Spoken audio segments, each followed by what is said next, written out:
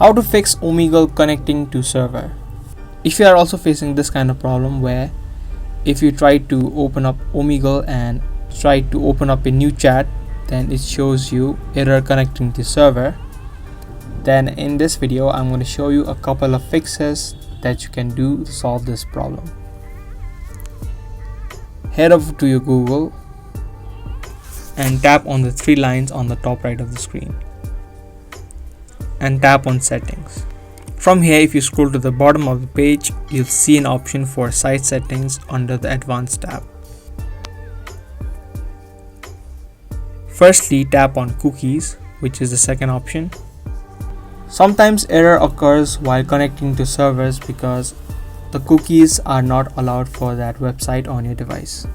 Now to allow the cookies for Omegle, you can tap on add site exception and then type in the URL of Omegle, www.omegle.com,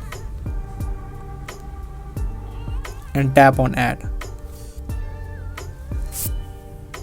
After the cookies have been allowed for Omegle, you can head back and tap on all sites and search for omegle.com. Here also make sure that you tap on clear and reset.